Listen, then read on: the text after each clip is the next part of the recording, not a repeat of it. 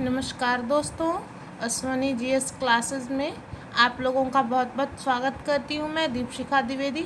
आज वर्णमाला के आगे का क्लास हमारा कंटिन्यूअसली चलेगा। वर्णमाला मैंने आपको कल समझाया था। अपने बातों को जो भी अपने मन में विचार आए, अपने बातों को व्यक्त करने के लिए, किसी अपनी संवेदनाओं को दूसरे तक प्रकट करने के लिए हमें क्या लिपि की आवश्यकता पड़ती है, उसके लिए क्या चिन्ह व्यवस्था है, उसे क्या कहते हैं, अपनी बातों को हम किन प्रकारों से, किन दो माध्यमों से व्यक्त कर सकते हैं। ठीक है, ये सब हमने देखा था। स्वर पढ़े थे, स्वर कितने होते हैं। व्यंजन पढ़ा था, व्यंजन कितने होते हैं। और जाते जाते मैंने आपको एक टेबल भी समझा के गई थी, जिसमें लिखा हुआ था कि क वर्ग का उच्चारण स्थान क्या होता है। क और ख अर्थात किसी वर्ग के प्रथम और द्वितीय अक्षर जो होते हैं वो अघोष होते हैं, और तृतीय, चतुर्थ और पंचम जो होते हैं सघोष या घोष वर्ण कहलाते हैं। ये सब मैंने आपको बता दिया था। अब आगे चलते हैं, हम स्वरों के भेद देखेंगे। स्वरों को कितने भागों में बांटा गया है और किन किन आधारों पर स्वरों को बांटा गया है।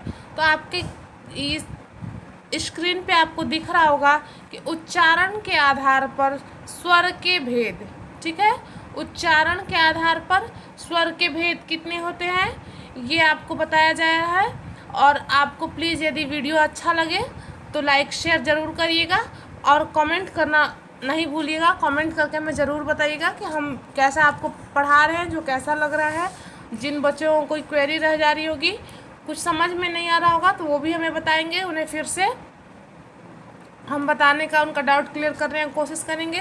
तो चलिए हम अपने क्लास को आगे बढ़ाते हैं बिना समय को गंवाए हुए। हम आगे चलते हैं। तो हमारे स्क्रीन पे आपको दिख रहा होगा कि उच्चारण के आधार पर स्वर के कितने भेद होते हैं। तो उच्चारण के आधार पर स्वर के दो भेद होते हैं, हर्ष स्वर और दीर्घ स्वर। संभवतः ये चीज़ मैंने आपको कल बता दिया है, लेकिन आज फिर से थोड़ा सा उसे रिवाइज करके, रिपीट करके आगे बढ़ेंगे। तो देखेंगे उच्चारण के आधार पर स्वरों के भेद दो होते हैं। तो उच्चारण के आधार पर स्वरों के भेद, इसका अर्थ क्या होता है, मतलब हमें किसी स्वर अक्षर को बोलने में कितना समय लग रहा है, उस आधार पर स्वरों को दो प्रकार से बांटा गया। स्वरों का उच्चारण करने में लगने वाले समय के आधार पर स्वरों को दो भाग में बांटा गया, हर्ष स्वर और दीर्घ स्वर। तो हर्ष स्वर जिनके उच्चारण में कम समय लगता है, और दीर्घ स्वर जिनके उच्चारण में दुगना समय लगता है। ठीक है, तो ये तो बिल्कुल सरल, बहुत ही आसान था, और ये मैंने आपको कल भी बता दिया है। तो इस पर और ज़्यादा चर्चा नहीं करते हुए हम क्लास को आगे थोड़ा लेके जाएंगे, क्योंकि बहुत पढ़ाना है, बहुत चीज़ बाकी है।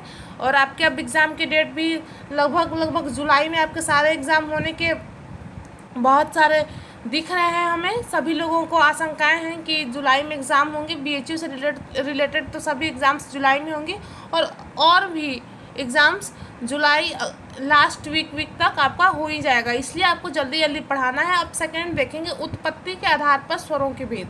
पहले हमने देखा था उच्चारण के आधार पर स्वरों का भेद, और दूसरा आपने देख रहे हैं आप कि उत्पत्ति के आधार पर स्वरों के भेद। तो उत्पत्ति के आधार पर भी स्वरों के दो भेद होते हैं। पहला मूल स्वर और एक होता है संधि स्वर। ठीक है, पहला मूल स्वर।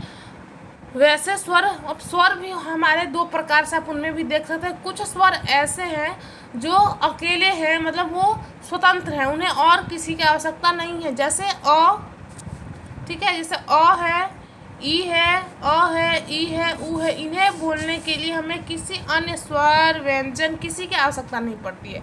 जबकि और कुछ जैसे स्वर हैं जिन्हें संयुक्त स्वर या संधि स्वर भी कहते हैं। इन्हें, अब ये तो मूल स्वर हो गए, ये मूल स्वर हो गए। इनके सहारे से कुछ और स्वर हैं जो बोले जाते हैं, जिनका उच्चारण किया जाता है, इनके सहारे से उच्चारण किया जाता है। जैसे अ का अ जो है वो स्वतंत्र है, और आ जो होगा वो दो अ मिलेंगे तब ना आ बनेगा। तो ये हो गया संधि स्वर में। ठीक है, ये संधि स्वर में आएगा। तो आगे चलेंगे तो ये तो मूल स्वर आपको पता चल गया होगा, जिनका स्वतंत्र उच्चारण हो। वैसे तो सभी स्वरों का उच्चारण स्वतंत्र ही होता है, लेकिन कुछ स्वर ऐसे हैं जो अन्य किसी स्वर पर भी निर्भर होते हैं, वो अकेले ना हो कि किसी अन्य स्वर पर निर्भर करते हैं। तो अब दूसरा देखेंगे संधि स्वर क्या है। तो संधि स्वर में दो प्रकार के आ जाएंगे, दीर्घ और संयुक्त। दीर्घ और संयुक्त, ठीक है। तो ये दीर्घ के और संयुक्त के उदाहरण आपको दिखाई दे रहे होंगे, ठीक है। ये दीर्घ कौन होते हैं और संयुक्त से क्या अर्थ है। दीर्घ मतलब बड़े, मतलब जो ऐसे स्वर, कुछ ऐसे स्वर हैं जो दो स्वरों से मिलकर बने हैं, ठीक है। वो तो संयुक्त स्वर में आएंगे ही आएंगे, लेकिन कुछ संयुक्त स्वर, कुछ संधि स्वर ऐसे स्वर हैं जो दो स्वरों के मेल से तो बने, लेकिन कुछ दीर्घ बने और कुछ दीर्घ बने, कुछ हर्ष बने। तो ये देखिए अ और अ मिलके जो बने, आ जो बना वो दीर्घ बना, ई और ई मिलके बना जो ई बड़ी ई जो बना ये भी दीर्घ बना। तो इन दोनों को दीर्घ में रखा गया। अब चलिए बाकी देखते हैं। ये छोटी ई अ और ई अगर दोनों अ से मिलता तब तो दीर्घ बन जाता, लेकिन ये जो दोनों से बना फिर भी एक, ये तो संयोजन तो हो रहा है ना, संधि तो स्वरों का हो रहा है, मेल तो हो रहा है। संधि मतलब क्या होता है, मेल होता है। यहाँ मेल तो हो रहा है, ये संधि तो है, लेकिन संधि में दीर्घ नहीं है, ये संयुक्त है। बस दो लोगों से जुड़े हुए हैं, दो स्वरों से जुड़े हुए तो जरूर है, लेकिन ये दीर्घ नहीं है। और इसमें क्या था कि दो स्वरों से जुड़े हुए भी हों और दीर्घ भी हों, लेकिन यहाँ दो स्वरों से जुड़े हुए तो हैं लेकिन दीर्घ नहीं है, ठीक है। ये आपको उदाहरण दिखा। तो ये जो संयुक्त, ये देखिए, ये आपको इतना मैंने देख के बताया। अब मुझे आगे चलने की आवश्यकता है। आपको जल्दी जल्दी और भी बहुत सारे इसे में बाकी बचा हुआ है, इसे समझाते समझाते आपको व्यंजन नेक्स्ट क्लास में बताया जाएगा। स्वर लेकिन इस क्लास में ख़त्म हो जाए, मेरी यही इच्छा है ख़त्म करने की, ठीक है। क्योंकि अलग से एक और क्लास जब होगा तो आपका अलग अलग हो जाएगा, ये बहुत बेकार होगा, अच्छा नहीं होगा बच्चों के लिए। क्योंकि एक जो टॉपिक एक दिन स्टार्ट हो रहा है उसे उस दिन ही ख़त्म करना एकदम ज़रूरी है। अब देखिए थर्ड, आपका उच्चारण स्थान के आधार पर, उच्चारण स्थान के आधार पर स्वरों के भेद। ये मैंने ऊपर देखे थे कि उच्चारण में लगने वाले समय के आधार पर, ठीक है, उच्चारण में लगने वाले समय के आधार पर स्वरों के भेद। लेकिन उच्चारण स्थान, ये दोनों में अंतर करना बहुत ज़रूरी है। पहले वाले में और तीसरे वाले में आप एक मत समझिएगा कि दोनों के दोनों एक ही हैं, मैडम ने दो बार रिपीट कर दिया, ये ऐसा नहीं समझिएगा। देखिए आपको मैं अच्छे से बता रही हूँ, ध्यान से सुनिएगा कि उच्चारण में लगने वाले समय के आधार पर और उच्चारण स्थान के आधार पर, इसमें क्या अर्थ है कि उच्चारण स्थान अर्थात किस स्वर का उच्चारण कहाँ से हो रहा है। सभी स्वर तो बस एक ही स्वर तंत्री से तो नहीं ना बोले जाते हैं, कुछ है कि कंठ से बोले जाते हैं, कुछ तालु से बोले जाते हैं, कुछ मूर्धा से बोले जाते हैं, कुछ ओष्ठ से बोले जाते हैं, कुछ कंठ और ओष्ठ से बोले जाते हैं, कुछ कंठ और तालु से बोले जाते हैं, ठीक है। तो वो ही देखेंगे। उच्चारण स्थान का मेरा अर्थ है कि किस स्थान से उनका उच्चारण हो रहा है, उनका उच्चारण होने वाले स्थान के आधार पर। तो देखेंगे उच्चारण होने वाले स्थान के आधार पर स्वर कितने प्रकार के होंगे, 1 2 3 4 5 6। अगर आपके एग्जाम में ये क्वेश्चन आए कि उच्चारण स्थान के आधार पर स्वरों के कितने भेद होते हैं, ऑप्शन में आ गया 6 5 4 2, तो यहाँ कोई कंफ्यूज नहीं होगा। उच्चारण स्थान के आधार पर स्वरों के भेद 6 प्रकार के होते हैं। ये स्वर 6 प्रकार के होते हैं। अ आ ई उ ऊ री, यानी कि अ का कंठ से, ई का तालु से, उ का ओष्ठ से, री का मूर्धा से, ए का कंठ तालु और ओ का कंठोष्ठ, ठीक है। अब आगे चलते हैं बच्चों, ये आपको समझ में आ गया होगा कि उच्चारण में लगने वाले समय के आधार पर फर्स्ट था। दूसरा क्या था ये देखिए, दूसरा क्या था, उत्पत्ति के आधार पर स्वरों के भेद थे। तीसरा था उच्चारण स्थान के आधार पर स्वरों के भेद। अब चौथा आपका क्या कहता है कि जीव के प्रयोग के आधार पर स्वरों के भेद, जीव के प्रयोग के आधार पर स्वरों के भेद। ये थोड़ा सा आपको समझना पड़ेगा, थोड़ा ध्यान देकर। अब मैं आपको जैसे बता रही हूँ, अब जब आप अपना जीव के प्रयोग का, अपने जीव का, हम जब कोई भी वर्ड या कोई भी इंग्लिश में हो हिंदी में हो अभी छोड़िए, दूसरे सब्जेक्ट का हम बात नहीं करेंगे, इंग्लिश का बात नहीं करेंगे, हम हिंदी का देखेंगे कि हमें हिंदी का कोई भी वर्ड जब बोलते हैं तो हमारा बोलने में जीभ का तो प्रयोग, जिह्वा का प्रयोग होता है ना। देखेंगे किसी वर्ड को बोलने में हमारा जीभ अंदर की ओर जाता है, किसी वर्ड को बोलने में हमारा जीभ ऊपर की ओर जाता है, किसी वर्ड को बोलने में हमारा जीभ तालू को टच करता है, कभी वो नीचे अर्थात दांत के मसूड़ों को टच करता है। इसके आधार पर स्वरों के भेद आपको बताया गया। तो इस प्रकार से देखेंगे कि जीभ के 3 भागों में जीभ को बांटा गया है, जीवा को 3 भागों में बांटा गया है, अग्र, मध्य और पश्च। तो जीभ के जो आगे वाला भाग है उसे अग्र, ये तो समझ में आ रहा होगा ना, बीच वाला जो भाग है उसे मध्य, और पश्च जो पीछे वाला भाग है। अब इसको आपको याद बिल्कुल नहीं करना है, आप कह के देखेंगे, आप बोल के देखेंगे, ठीक है, प्रैक्टिकली करके देखेंगे तो देखेंगे अग्रस्वर। अग्रस्वर किसे कहा जाता है? जो जीभ के पहले वाले हिस्से से बोले जाते हैं। आप ई बोल कर देखिए, ई ई ई, ऐसा बोलने में आपका जीभ में आगे की ओर लगेगा आपको कि अंदर से प्रेशर आ रहा है ई करने का, जो आगे की ओर जीभ निकल रहा है। तो यहाँ अग्र स्वर इसे बोला जाता है, जो जीभ के आगे वाले हिस्से से बोले जाते हैं। ये ई ए, ये बोल के देखिएगा, बिल्कुल प्रैक्टिकल करके देखेगा, कोई इसे याद नहीं करेगा, क्योंकि रटने में आप हो जाएंगे कंफ्यूज, क्योंकि यहाँ पे पढ़ना बहुत कुछ है, बहुत कुछ सीखना है, थोड़ा थोड़ा ही सही, बिल्कुल आसान है, आप समझते जाइएगा, कोई बर्डन नहीं लेगा याद करने का, इसे कोई रटेगा नहीं, बिल्कुल आसान शब्दों से मैं बता रही हूँ, आप करके देख लीजिए। ई ए बोल के देखिए, आपका जीभ आपको ऐसा लगेगा कि वो आगे की ओर निकल रहा है, इसलिए उन्हें अग्र स्वर में रखा जाता है। मध्य स्वर अ बोल के देखिए, अ, आपको ऐसी अनुभूति होगी जैसे ना हम आगे जीभ निकल रहा है, ना हमारा जीभ पीछे की ओर जा रहा है, बीच में, ठीक है। जीवा के जो मध्य भाग है उसमें थोड़ा आपको प्रेशर की अनुभूति होगी। ऐसे बोल के देखिए, अ, तो जीभ ना आगे आएगा ना जीभ पीछे की ओर जाएगा, वो बीच में ही जीवा जो है वो बीच में रहेगा, और आपको ऐसा लगेगा कि कोई प्रेस हो रहा है मुख से। जब ध्वनि हम अ की निकालते हैं तो लगेगा कि जीभ पे कोई प्रेशर पड़ रहा है, और वो ना आगे जाने पा रहा है ना पीछे जाने पा रहा है, इसलिए इसे मध्य स्वर कहा जाता है। ये एग्जाम्पल ये उसमें आ चुका है बच्चों, याद रखिएगा। ये लेखपाल में, लेखपाल का एग्ज़ाम होता है ना, उत्तर प्रदेश लेखपाल, अभी भी वैकेंसी आई हुई है, तो उसमें ये क्वेश्चन यहाँ से एक क्वेश्चन यहाँ से बना था 2 नंबर का, कि निम्न में से किसका उच्चारण स्थान नहीं, अ का उच्चारण स्थान कहाँ से है, ठीक है, जीवा के अग्र से, मध्य से, पश्च से, नन ऑफ दिस, ठीक है। तो आपको मध्य एकदम बिल्कुल याद रखना है, मध्य स्वर ओनली वन, एक ही है मध्य स्वर, केवल एक ही है, वो अ है, अ को मध्य स्वर में रखा जाता है, और पश्च स्वर ओ और ए, ठीक है, ओ और औ, ठीक है। तो ओ और अ आप बोल के देखेंगे, आपको एकदम अनुभूति होगी, बिल्कुल प्रैक्टिकली आप देख पाएंगे कि ओ और अ बोलने में आपका जीभ जो है, आपकी जीवा जो है पीछे की ओर, ये आपको प्रेशर महसूस होगा, वो पीछे की ओर जाएगी, तो ये हो गया पश्च स्वर। इस प्रकार से मैंने आपको बता दिया जिह्वा के प्रयोग के आधार पर हम स्वरों को कितने भागों में बांटते हैं। पहले हमने देखा कि उच्चारण में लगने वाले समय के आधार पर स्वरों के कितने भागों में बांटा गया है, ठीक।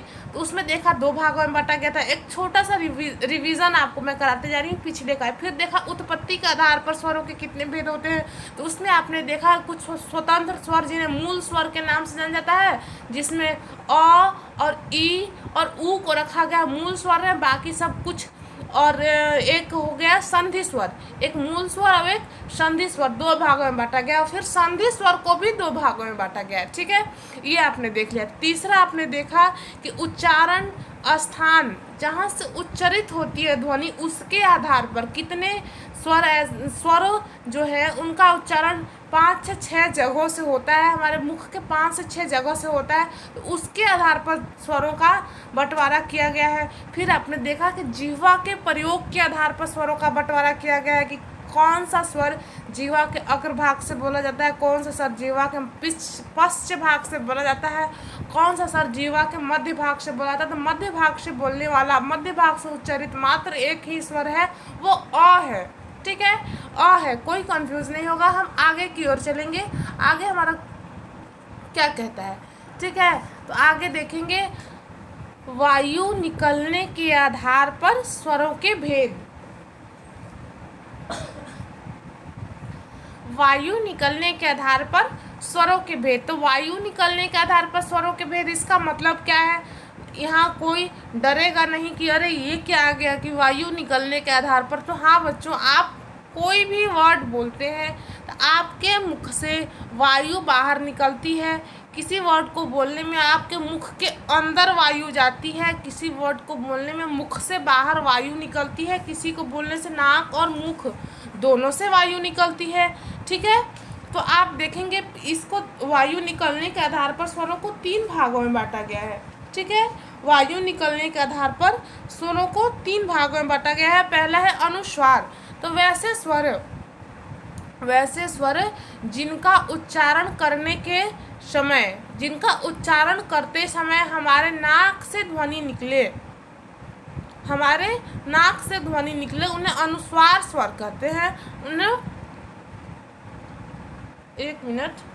अनुस्वार स्वर कहते हैं। तो ऐसे स्वर जिनका उच्चरित हम जब उन्हें करेंगे, अपने मुख से बोलेंगे, आप बोल के देख सकते हैं। हमेशा मैं आपको चिल्ला के ये बात बताते आ रही हूँ कि प्रैक्टिकल करके देखिए, रटने पर मत जाइए। आप अब छोटे बच्चे नहीं रहे हैं। आप लोग जिस मुकाम पे पहुँचे हैं, जहाँ जिस चीज़ की तैयारी कर रहे हैं, वहाँ आप संभव इतना नहीं है कि आप सारे चीज़ों को रटेंगे। आप कितना रटेंगे, आपके पास रटने के लिए बहुत सारी चीज़ें हैं। तो रटने की कोशिश वहाँ बिल्कुल नहीं करिए जहाँ समझने से काम बन जाए। मैं समझाने का पूरा प्रयास कर रही हूँ। अब इससे ज़्यादा कोई भी बच्चों, इससे ज़्यादा आसान नहीं हो सकता है। आप भी पढ़े होंगे, बहुत जगह पढ़े होंगे, ऐसा नहीं है कि आप हम ही से बस पढ़ रहे हैं। और प्लीज़ आप लोग वीडियो को शेयर करते रहिए, वॉच करिए, पूरी की पूरी क्लास को वॉच करिए। आप लोगों का व्यू पहले जैसा नहीं आ रहा है, जो बहुत ही बड़ा निराशा का कारण बन रहा है हमारे लिए। ये डिमोटिवेट कर रहा है हमें। इससे हम उतने अच्छे से पढ़ाने जितना चाह रहे हैं, उतने अच्छे से पढ़ाने का हम कोशिश तो कर रहे हैं, लेकिन कभी ये माइंड में ये बात आ रही है कि बच्चों शायद हमें पसंद नहीं कर रहे हैं, इसलिए हमारी वीडियो को नहीं देख रहे हैं। अब देखेंगे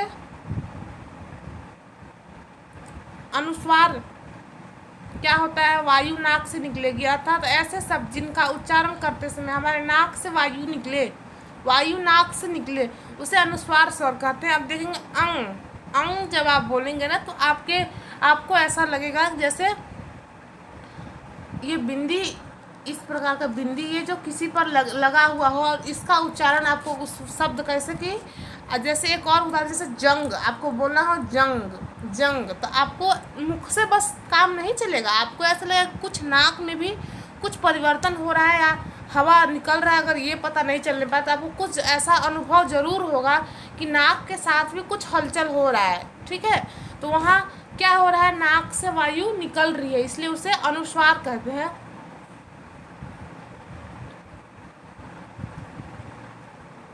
उसे अनुस्वार स्वर कहते हैं। ठीक है, तो वायु निकलने के आधार पर स्वरों को 3 भागों में बांटा गया। वायु नाक से निकलेगी तो उसे अनुस्वार स्वर कहते हैं। इसमें अंग आता है, अंग जो होता है, अंग इसमें आता है अनुस्वार स्वर में। अब दूसरा देखेंगे अनुनासिक स्वर। अनुनासिक स्वर वायु मुख और नाक दोनों से निकले। ठीक है, ऐसे स्वर जिन्हें का उच्चारण करते समय आपके मुख से और आपके नाक से दोनों से ध्वनि जब बाहर निकले, किसी ऐसे स्वर जिनका उच्चारण करते समय आपके मुख और नाक दोनों से ध्वनि निकले, उसे अनुनासिक स्वर कहते हैं। जैसे चंद्र बिंदु वाले स्वर, आपको बोलना हो चांद, तो मुख भी खुलेगा, नाक भी खुलेगा, नाक से भी हवा निकलेगा और मुख से भी हवा निकलेगा। ठीक है, इसलिए इसे 1 मिनट इसे इरेज कर दें तो ये प्रॉब्लम करेगा जो बच्चे लिख रहे होंगे। तो इसलिए इसे अनुनासिक स्वर कहते हैं। वैसे स्वर इसमें वैसे स्वर आएंगे जिन्हें बोलते समय आपके मुख से भी वायु निकलेगी, नाक से भी वायु निकलेगी, उन्हें अनुनासिक, ठीक है, अनुस्वार बस नाक से निकलेगी। निर्नुनासिक, तो ये बात से आप, ये वर्ड से आप पकड़ सकते हैं इस बात को कि निर्नुनासिक मतलब जो नासिक से निर हो मतलब ना हो, नासिक से ना हो, अर्थात वैसे स्वर जिनका उच्चारण करते समय वायु केवल मुख से निकले, नाक से नहीं। अब देखिए अ, आ, ई, उ, औ, इस बोलते समय आप बोल के देखिए, ये बोलते समय नाक में किसी प्रकार का कोई हलचल महसूस आपको नहीं होगा, कोई परिवर्तन कुछ नहीं महसूस होगा, केवल मुख आपका खुलेगा और मुख से वायु निकलेगा। ठीक है, क्लियर है? आगे चले तो आप देखिएगा आगे हमारा छठा क्या कहता है। 5 तक तो हमने देख लिया, अब छठा हमारा क्या कहता है, ये किस प्रकार से स्वरों को बांटा है। तो बच्चों ये आप देखेंगे जो आपको ये पढ़ाया जा रहा है ना, आपके पास यदि हिंदी की बुक तो ज़रूर होगी। अब आप उन बुक्स में या फिर आपने पहले जहाँ कहीं भी पढ़ा होगा, जिस माध्यम से पढ़ाई तो की होगी, तो जहाँ से भी पढ़ा होगा इस प्रकार से यदि पढ़ा होगा तो आप हमें बता सकते हैं कि आपको किसी ने इस प्रकार से पढ़ाया है। तो आप मुझे बताइए कि किसने ऐसा पढ़ाया है। बहुत कम लोग ही होते हैं जो इस तरह से पढ़ाते हैं। कुछ लोगों को तो ये पता भी नहीं होगा कि स्वरों को इतने भागों में बांटते हैं। तो हमने 5 भाग तो देख लिए स्वरों के, अब छठा भाग देखेंगे कि मात्रा के आधार पर स्वरों के भेद। अच्छा ये बताइए कि कुछ स्वरों में मात्रा लगे होते हैं और कुछ स्वर ऐसे भी होते हैं जो अमात्रिक होते हैं। तो मात्रा के आधार पर स्वरों को 2 भागों में बांटा गया है। तो 2 भागों में कौन कौन से वो है, मात्रिक और है मात्रिक। ये देखिए पहला है मात्रिक और दूसरा है, और पहला है अमात्रिक और दूसरा है मात्रिक। तो अमात्रिक स्वर मात्र अ होता है। अ एक ऐसा स्वर है जिसमें किसी भी प्रकार की मात्रा नहीं लगी हुई है, इसे अमात्रिक स्वर कहते हैं। और अ को क्या कहते हैं, अ जो है वो मध्य स्वर के नाम से भी जाना जाता है, क्योंकि इसका उच्चारण स्थान जिह्वा के मध्य भाग से होता है, इसलिए इसे मध्य स्वर कहते हैं, इसे अमात्रिक स्वर कहते हैं, इसे मूल स्वर कहते हैं। ये 3 क्वेश्चन अ से बस आ सकते हैं। ये क्वेश्चन ऐसे ही मैंने नहीं आपको बता दिया है, बहुत सारे बुक्स में और बहुत सारे एग्जाम्स में ये क्वेश्चन आ चुका है। जब मैं इससे रिलेटेड आपको क्वेश्चन कराऊंगी ना, वो बेहद आसान होंगे जब आप ये सब क्लास पढ़ लेंगे और अच्छे से कर लेंगे, और सारे क्वेश्चन प्रीवियस ईयर रहेंगे और विथ प्रूफ उसके नीचे आपको लिखा हुआ भी मिलेगा, प्रिंटेड भी आपको मिलेगा कि किस क्वेश्चन, ये कौन सा क्वेश्चन किस एग्ज़ाम में पूछा गया है। ठीक है, ये मेरा आज का वादा रहा आपसे कि जब ये टॉपिक कंप्लीट होगा ना और जब मैं टेस्ट सीरीज़ लेके आऊँगी, तो वो बच्चे जिन्हें लगता होगा कि वर्णमाला बहुत ही आसान होती है, इसमें तो कुछ होता ही नहीं है, तो जो आपने पुराने तरीके से पढ़ा होगा ना उस तरीके से पढ़ेंगे तो आपको कुछ एग्ज़ाम होने वाला नहीं है। ठीक है, बहुत क्वेश्चन आप जानते हुए भी थोड़ी मिस्टेक की वजह से गलत करके आएंगे। तो देखेंगे अमात्रिक स्वर अ को बोलते हैं, मध्य स्वर अ को बोलते हैं और मूल स्वर अ को बोलते हैं। मात्रिक स्वर देखेंगे आ में आकार की मात्रा लगी होती थी, इसमें मात्रा लगा देखिए कोष्ठ में मैंने मात्रा को भी बताते चला। ये कलर रुकिए, एक मिनट चेंज करते हैं। ठीक है, ये देखिए मात्रा, इसमें डंडा लगा है ना, आकार की मात्रा ई में देखिए ई ऐसे ई, और इस ई में हम इस ई में क्या अंतर, इस ई में होता है कि ये दीर्घ है यानी कि ये मात्रा लगी हुई है, ये ई छोटी यानी कि इसमें ये मात्रा लगी हुई है। ठीक है, ये तो हम लोग जानते हैं ना, इतना तो पता ही होगा। तो देखेंगे ये ई जो है, इस ई में इधर की मात्रा लगी होती है यानी कि ये छोटी ई है, तो इसमें भी ये मात्रा लगी हुई है। ये बड़ी ई है, इसमें भी ये मात्रा लगी हुई है। सब मात्रिक हैं। ऊ में ये छोटा लगा हुआ है, ये बड़ा ऊ जो है इसमें ये लगा हुआ है। सारे में मात्राओं को मैंने एक कोष्ठ में आपको अलग से चिन्हित करते हुए और ये लिखा है, ये मात्रिक स्वर, बाकी अ को छोड़कर बाकी जितने भी स्वर हैं सारे के सारे मात्रिक होते हैं। ठीक है, एकदम आसान है और आपको समझ में भी आया होगा। ठीक है, आगे चलते हैं। हमारा क्या कहता है आज का कितने नंबर तक, 6 तक पढ़े। 7वां नियम हमारा स्वर को बांटने का। ओष्ठ की आकृति के आधार पर स्वरों के भेद। स्वर का उच्चारण करते समय आपकी मुख में मुख नहीं, ओष्ठ की आकृति किस प्रकार से बनती है उस आधार पे भी स्वरों को बांटा गया है। ठीक है, वृत्तमुखी और अवृतमुखी। तो देखेंगे ओष्ठ की आकृति जब गोल, वृत्तमुखी मतलब गोल हो जाए, ठीक है, वैसे स्वर जिनका उच्चारण करते समय आपके ओष्ठ की आकृति गोल हो जाए वो वृत्तमुखी, और जिनमें ओष्ठ की आकृति नहीं बने या ओष्ठ का का काम ना हो, ओष्ठ से कोई मतलब ना हो, जिनका उच्चारण करते समय, जिन स्वरों का उच्चारण करते समय ओष्ठ में कोई परिवर्तन ना हो, कोई बदलाव ना हो, तो वो अवृतमुखी कहे जाएंगे। बिल्कुल आसान है और एकदम आप लोग बोल के देख सकते हैं कि हमने आपको जो बता रही हूँ मैं आपको, ये रटने वाली चीज़ है या प्रैक्टिकल करने वाली चीज़ है। अब देखेंगे आप वृतमुखी, तो ऊ को बोल के देखिए, ऊ ऊ बोल के देखिए, मुख आपका गोल सा बन जाएगा तो उसे वृतमुखी। ओ गोल सा मुख बनेगा, ओष्ठ जो है वो गोल सा हो जाएगा तो वो वृतमुखी। गोल सा मुंह, इसमें भी मुख हो रहा है तो ये वृतमुखी। अब बोल के देखिए, बोल के देखिए, ये भी आपका क्वेश्चन आ सकता है। स्वर 4 ऑप्शन में यही, ये 3-4 कोई स्वर उठा के ऐसे ही दे देगा, आपसे पूछते गए ऐसे कि ओष्ठ के वृतमुखी स्वर कौन से हैं। तो जिन लोगों को पता ही नहीं होगा कि ये वृतमुखी और वृतमुखी क्या होता, तो वो कैसे एग्जाम में आंसर दे पाएंगे। हालांकि ये तो बड़ी छोटी सी चीज़ हो गई, ये तो बहुत छोटी सी चीज़ हो गई वर्णमाला की, लेकिन जिन लोगों को ये चीज़ नहीं पता होगा वो गलत करके आएंगे कि नहीं आएंगे। बहुत ऐसे कम ही लोग होंगे जो इसे जानते होंगे। अब मैं आपको इसलिए ये सब बता रही हूँ क्योंकि बच्चों अभी के समय में कंपटीशन बहुत ज़्यादा बढ़ गया है। सारे बच्चे, अभी जो लॉकडाउन हुआ है ना, सभी लोग घर में बैठ कर आराम से पढ़ाई कर रहे हैं और अच्छे से पढ़ाई कर रहे हैं। तो आप भी अपना प्रिपरेशन उस लायक, उस स्तर पे रखिए ताकि आप उनसे कंपटीशन कर सकें। ठीक है, उनसे आगे रखने के लिए मैंने आपको इतने अच्छे तरीके से डिटेल में, फुल डिटेल में समझाई हूँ। तो देखिए वृतमुखी अवृतमुखी समझ में आया?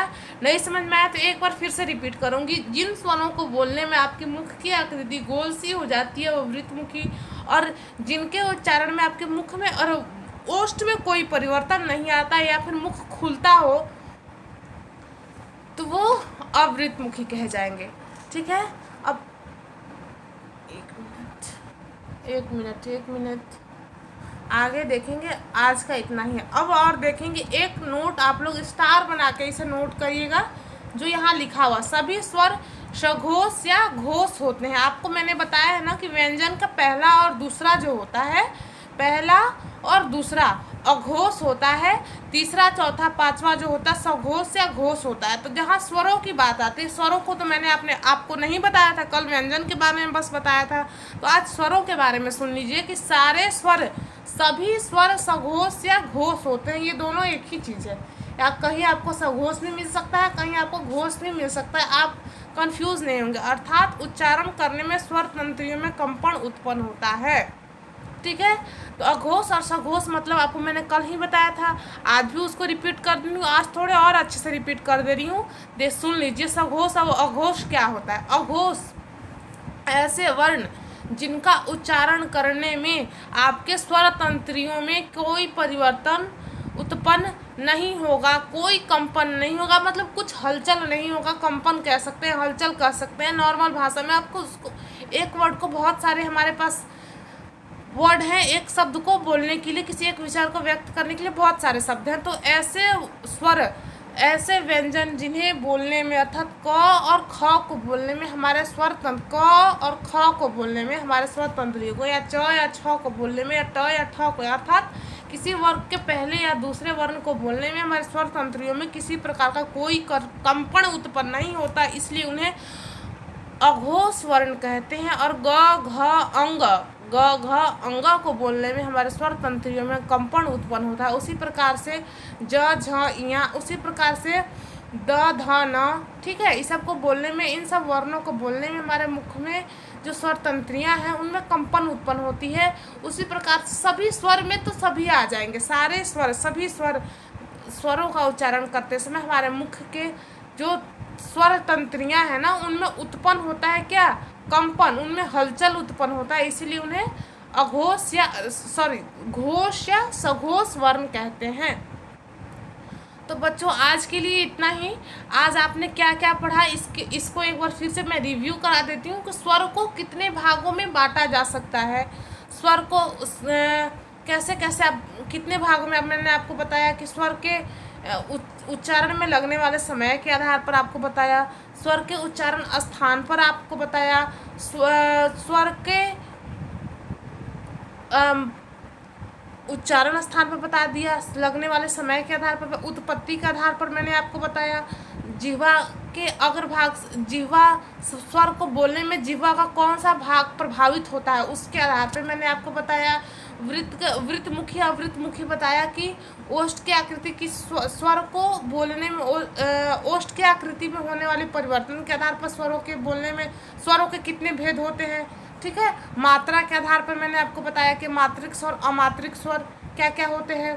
कुछ स्वर मूल स्वर, संधि स्वर मैंने आपको बताया, संधि स्वर के अंदर 2 स्वर और होते हैं, संयुक्त स्वर, ये सब आपको बताया। तो मेरे जैसे आपको पढ़ाया है, मुझे जहाँ तक उम्मीद है आप लोग भी बहुत होशियार समझदार बच्चे हैं, तो समझ जाते हैं हमारी बातों को बहुत जल्दी से। तो मुझे उम्मीद है कि आप लोगों को ये बहुत अच्छे से समझ में आया होगा बच्चों। तो आज के लिए इतना ही। कल का हमारा नया टॉपिक व्यंजन होगा। तो जिन बच्चों के पास कुछ साधन होंगे पढ़ने के, तो वो थोड़ा पढ़ के आएंगे ताकि वो क्लास में अच्छे से अंडरस्टैंड कर सके, अच्छे से समझ सके। और जिनके पास कुछ पढ़ने की चीज़ें नहीं होंगी, मटेरियल नहीं होंगे हिंदी की चीज़ें को तैयार करने में, तो कोई बात नहीं, मैं उनको कराऊंगी कल का क्लास। तो वो बच्चे अपना नोट्स बना लेंगे ताकि उनके पास भी कुछ हो जाए जिनका रिवीजन बाद में कर सके। तो बच्चों आज के लिए इतना ही। वीडियो अच्छा लगे तो please please please like share, हमारे चैनल को सब्सक्राइब करिएगा जो बच्चे नए देख रहे होंगे।